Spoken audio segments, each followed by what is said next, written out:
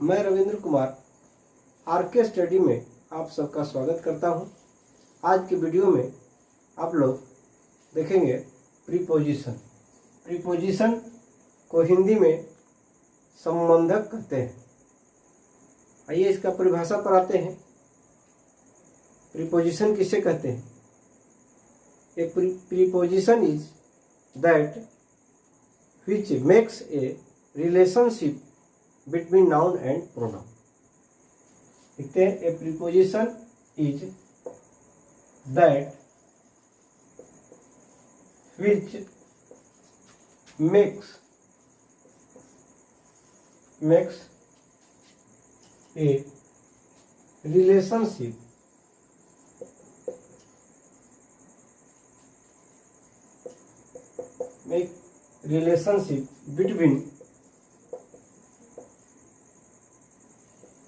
between noun और pronoun.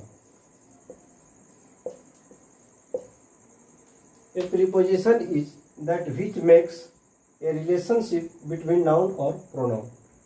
Preposition संज्ञा और सर्वनाम के बीच संबंध स्थापित करता है। प्रीपोजिशन क्या करता है? संज्ञा और सर्वनाम के बीच संबंध स्थापित करता है। कहने का मतलब कि जो दो संज्ञा और सर्वनाम के बीच संबंध स्थापित करे उसे प्रीपोजिशन कहते हैं। देखिए हिंदी में जो दो संज्ञा और सर्वनाम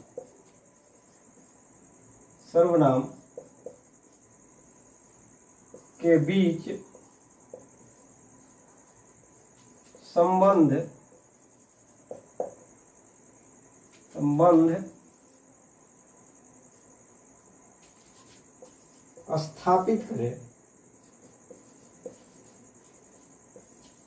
स्थापित करे उसे संबंधक कहा जाता है। उसे संबंधक कहा जाता है।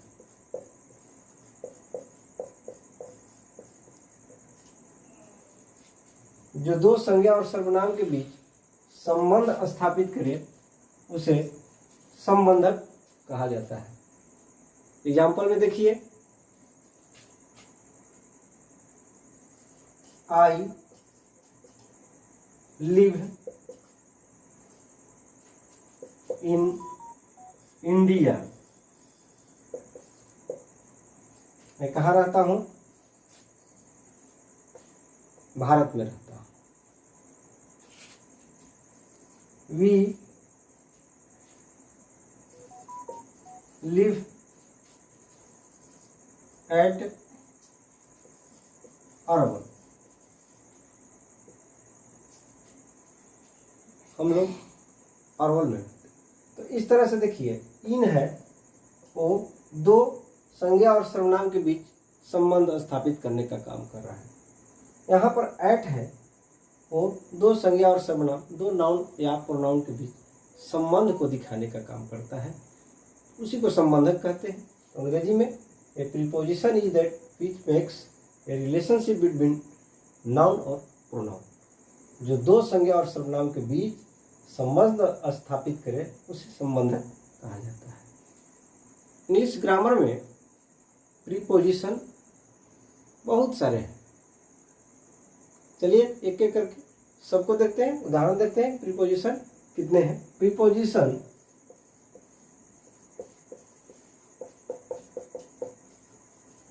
निम्नलिखित है।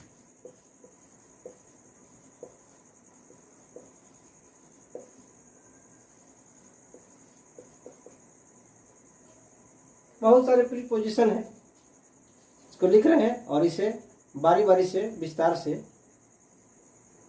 हम लोग पढ़ेंगे। चलिए लिखते हैं। At, in, on, into, with, by, between, among, about, without,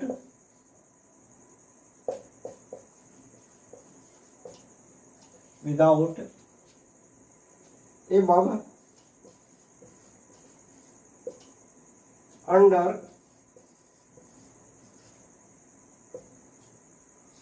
इसी कर देते हैं बारी बारी से। और भी प्रीपोजिशन है जिसको बारी बारी से हम लोग देखेंगे। आइए सबका प्रयोग बारी बारी से देखते हैं। ये सारे लोग प्रीपोजिशन है और भी प्रीपोजिशन है, तो बारी बारी से हम विस्तार से पढ़ते हैं। चलिए अब देखते हैं प्रीपोजिशन जो है एट और इन, ये दोनों का अर्थ होता है में के अर्थ में। ये प्रीपोजिशन है एट और इन, ये दोनों को एक साथ देखते हैं और दोनों का अर्थ है में। तो इन दोनों का प्रयोग देखते हैं कहाँ होता है। एट का प्रयोग में के अर्थ में होता है, तो छोटे स्थानों में एट और बड़े स्थानों में इन का प्रयोग किया जाता है। छोटे स्थानों में एट का प्रयोग करेंगे और बड़े स्थानों में इन का प्रयोग करेंगे। देखते हैं छोटे स्थानों में एट और बड़े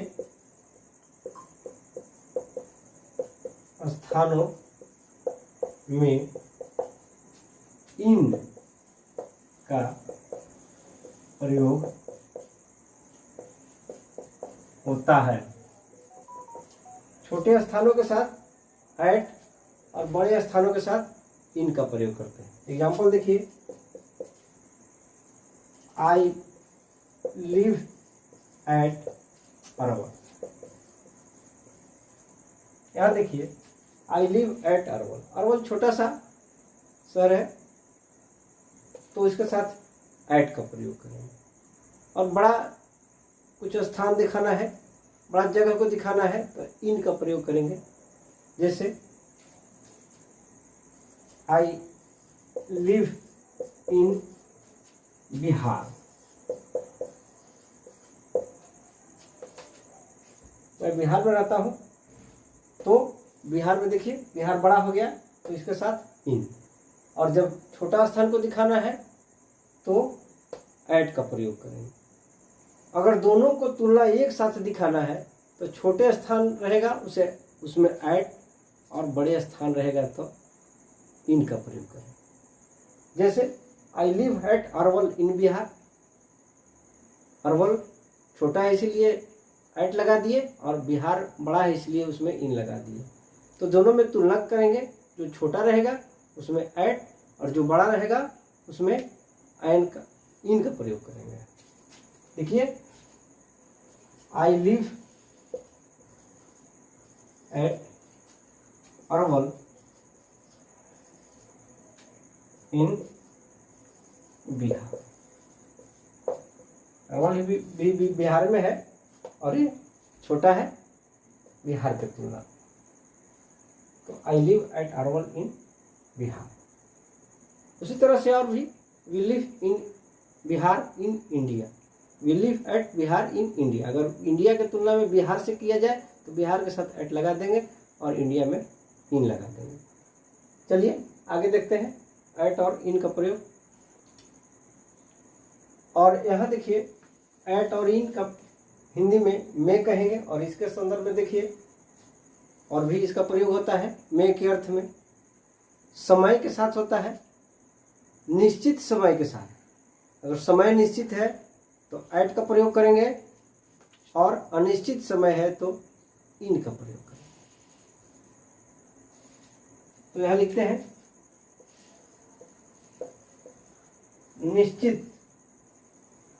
निश्चित समय के साथ, निश्चित समय के साथ एट और अनिश्चित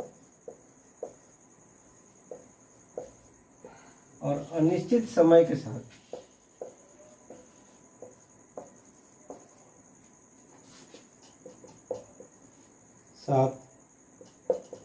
इन का प्रयोग होता है।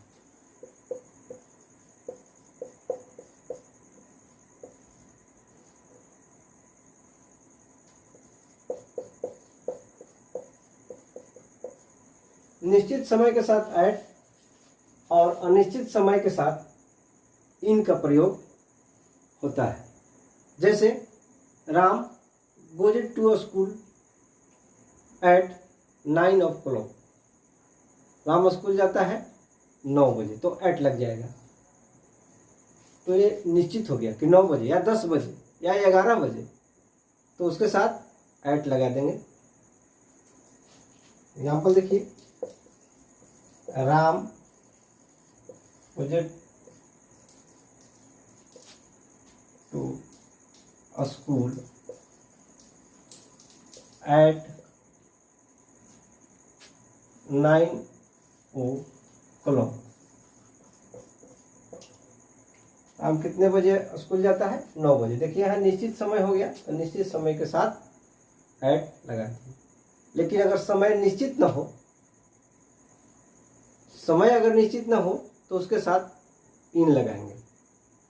जैसे हम लोग सुबह में उठते हैं, तो सुबह में जब उठते हैं, we get up early in the morning.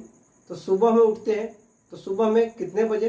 5 बजे, 6 बजे, 7 बजे, कितने बजे, ये टाइम फिक्स नहीं है और निश्चित समय है, तो उसके साथ हम इन का प्रयोग करेंगे।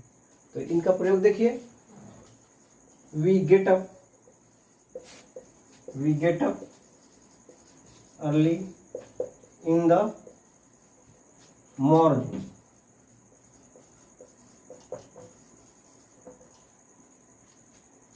यहाँ देखिए समय निश्चित नहीं है, सुबह में कै बजे, तो इनका प्रयोग। तो यहाँ निश्चित समय के साथ एट का प्रयोग और अनिश्चित समय रहेगा तो इनका प्रयोग करेंगे। जैसे पहले भी दोनों के अर्थ में देखिए, यहाँ पर छोटे स्थानों में एट का प्रयोग हुआ था और बड़े स्थानों में इनका प्रयोग हुआ था। उसी तरह से में के ही अर्थ में निश्चित समय में एट और अनिश्चित समय में इन का प्रयोग होगा। आगे देखिए, चलिए अब देखते हैं इन और इनटू। ये दोनों का अर्थ में के ही अर्थ में होता है। जैसे एट और इन का में के ही अर्थ में था, उसी तरह से इन और इनटू का अर्थ में के ही अर्थ में देखिए कैसे होता है। इन और इनटू का में के अर्थ में हम अगर प्रयोग करते हैं तो इसको जानिए, जब क्रिया में स्थिरता होता है तो इनका प्रयोग करते हैं, और जब नीचे की ओर गति होता है या अंदर की ओर गति होता है तो इनटू का प्रयोग करते हैं। लिखते हैं, जब क्रिया में स्थिरता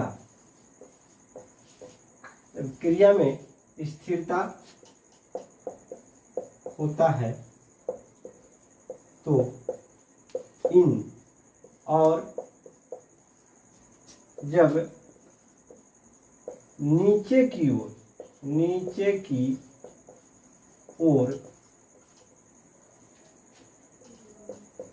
गति या अंदर की ओर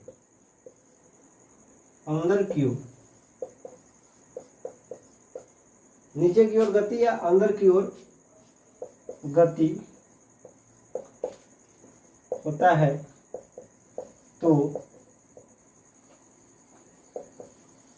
इनटू का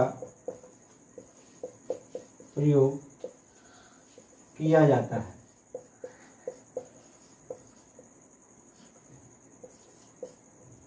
एग्जाम्पल देखिए, इन और इनटू में के अर्थ में जब क्रिया में स्थिरता होता है तो इन, और जब नीचे की ओर गति या अंदर की ओर गति होता है तो इनटू का प्रयोग किया जाता है। एग्जाम्पल देखिए, Sita is reading, Sita is reading in the class room. Sita classroom में पढ़ रही है, तो हमारा देखिए इस इन का प्रयोग हुआ है। Madan is playing in the field. Madan मैदान में खेल रहा है, तो ये सब में क्रिया में स्थिरता है तो इनका प्रयोग करते हैं। चलिए, अंदर की ओर या नीचे की ओर गति है तो इसमें इनटू का प्रयोग करते हैं। जैसे ही जंप्ड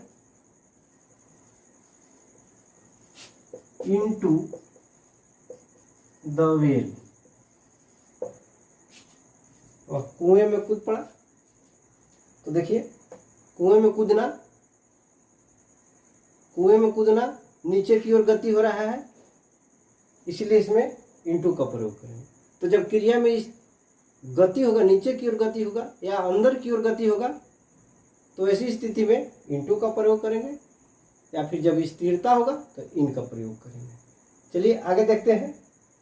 तो देखिए, कुछ शब्द हम लिख दिए हैं, उसके साथ हमेशा इन या इनटू ही प्रयोग में आएगा।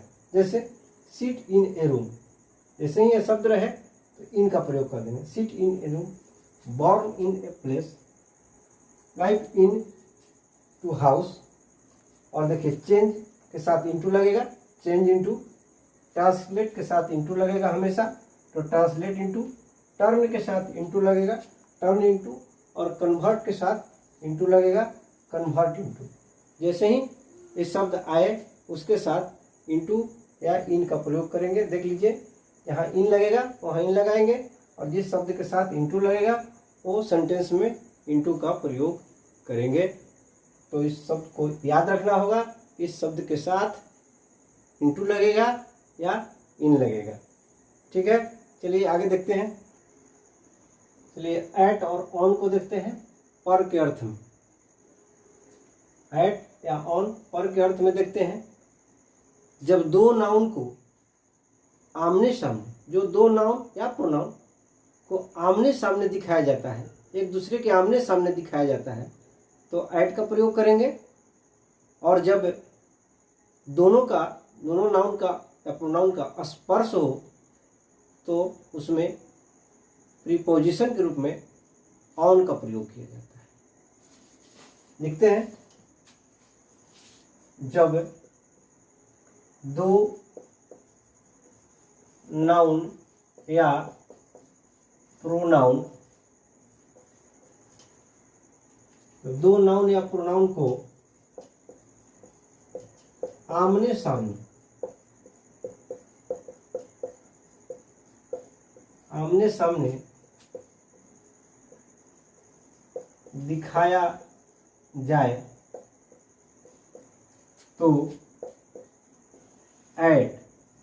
और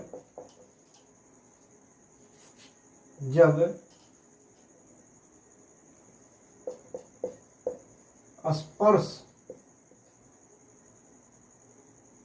स्पर्श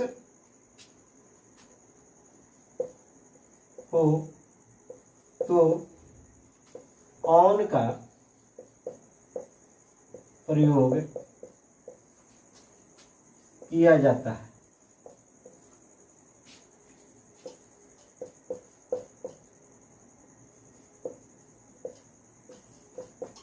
जब दो नाउन या प्रोनाउन को आमने सामने दिखाया जाए तो ऐड, और जब दोनों का स्पर्श हो तो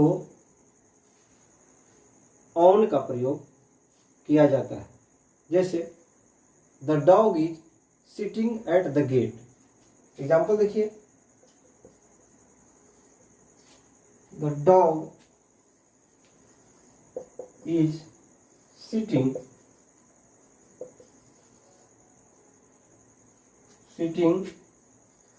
at the dog is sitting at the gate.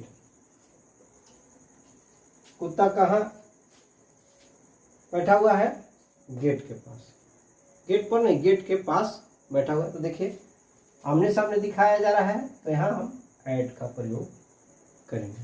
तो जिसे आमने सामने दिखाया जाएगा उसमें ऐड का प्रयोग होता है। जैसे standing at the door,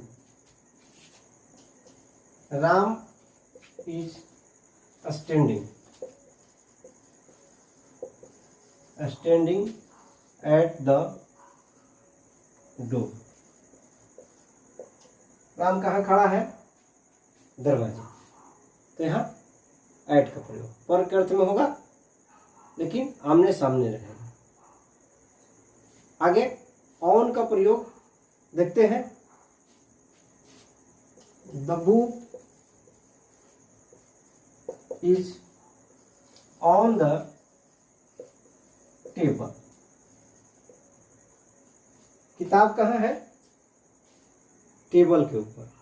table और बुक को, टेबल और किताब को एक दूसरे के स्पर्श के रूप में दिखाया जा रहा है, तो उसके साथ ऑन का प्रयोग होगा। The book is on the table. ठीक है। The patient is bed. The patient is on the bed. रोगी कहाँ पर पड़ा हुआ है? बेड पर। तो दोनों का, दो नाउन या प्रोनाउन को स्पर्श किया जा रहा है, स्पर्श, और एक को ऊपर दिखाया जा रहा है, तो ऑन का प्रयोग करेंगे। और जब पास दिखाया जाएगा, आमने सामने दिखाया जाएगा, तो ऐड का प्रयोग। दोनों पर के अर्थ में ही होगा। चलिए अगला देखते हैं। चलिए ये देखिए, कुछ प्रीपोजिशनल वर्ड है, कुछ शब्द हैं, उसके साथ ऐट ही लगाया जाएगा। जैसे वार्क एट, भौंकने का अर्थ में होता है। लाफ एट, हंसना, मुस्कुराना। स्माइल एट, नॉक एट, खटखटाना। Good at, clever at, open at any pages number. तो इस तरह से कुछ शब्द हैं, इसके साथ हमेशा ऐट का ही प्रयोग होगा। तो इसको याद रखना है। जैसे ही सेंटेंस में आए या प्रश्न में आए, ये शब्द आएगा, वर्ड आएगा, उसके साथ ऐट लगा देंगे। जैसे बार का सेंटेंस में रहेगा, उसके साथ याद रखेंगे कि ऐट लगा देना है। लाफ के साथ ऐट लगा देना है प्रीपोजिशन में। स्माइल के साथ ऐट लगा देना है। नॉक के साथ ऐट लगा देना है। गुड एट हेल्थ रहेगा तो उसके साथ ऐट लगा देंगे। क्लेवर के साथ ऐट लगा देना है। Open at any pages number रहेगा तो ऐट लगा देना है।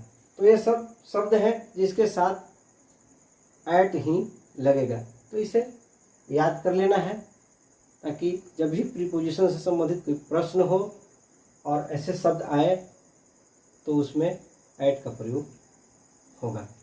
चलिए आगे देखते हैं। उसी तरह से ऐट का प्रयोग वाला शब्द देखें, उसके साथ ऐट ही लगेगा।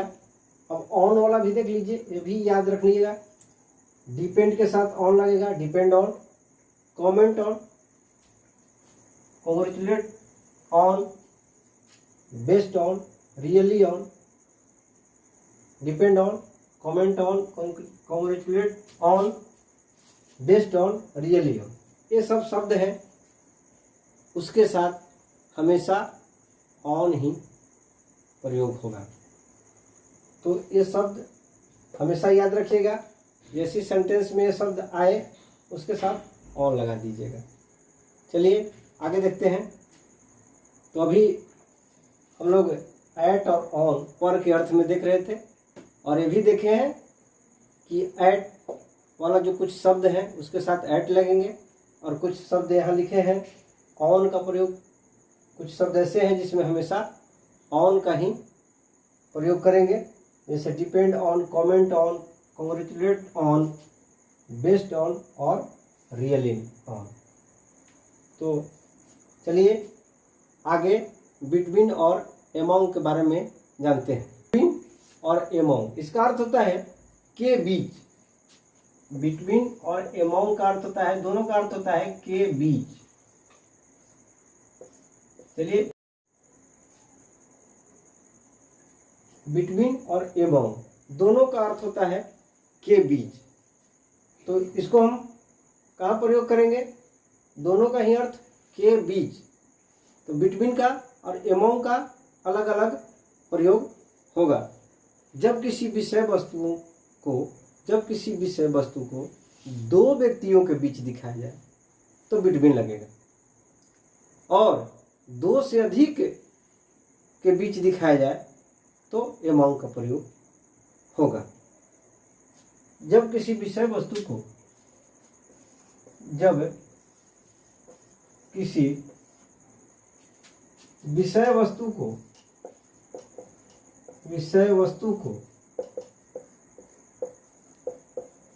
दो व्यक्तियों के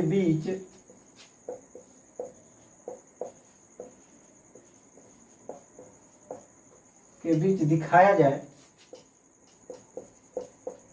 तो बिटवीन,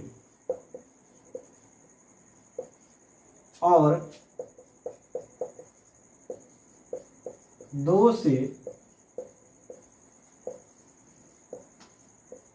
अधिक के बीच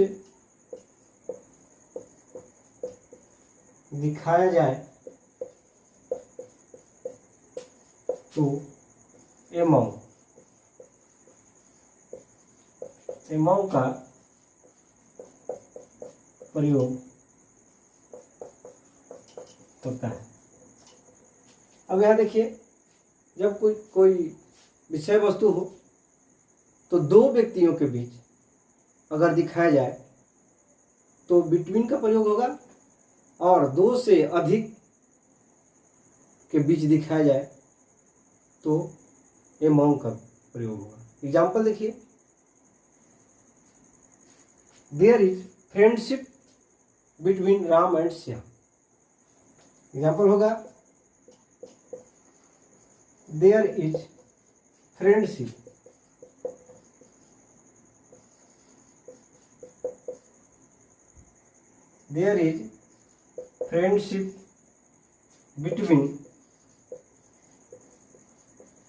बिटवीन राम,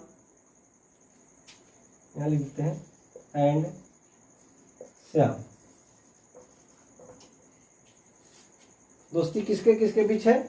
राम और श्याम के बीच।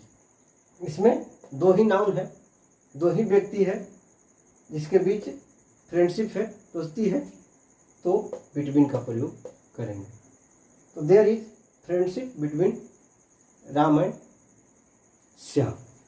उसी तरह से दो से अधिक के बीच में दिखाया जाए तो एमॉन्ग का प्रयोग करेंगे।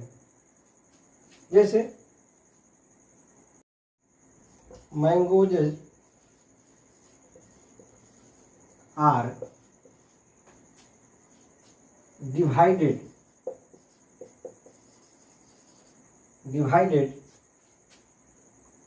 among the children.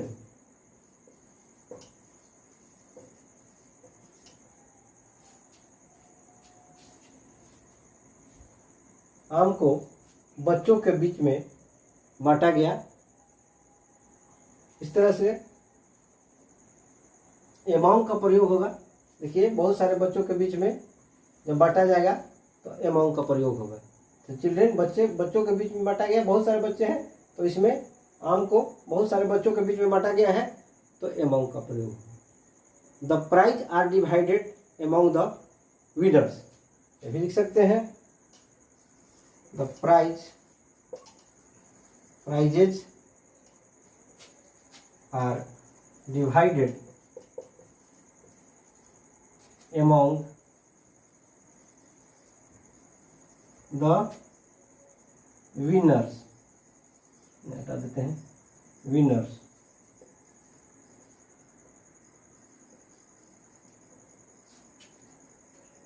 तो इसमें भी अमाउंट का प्रयोग होगा। तो चलिए आज के लिए बस इतना ही। प्रीपोजिशन से संबंधित दूसरे पार्ट में, अगले वीडियो में हम लोग पढ़ेंगे। अगले प्रीपोजिशन का जितने भी वर्ड हैं वो धीरे धीरे करके पार्ट बाय पार्ट हम बताते जाएंगे। तो वीडियो को हम यहीं समाप्त करते हैं। धन्यवाद।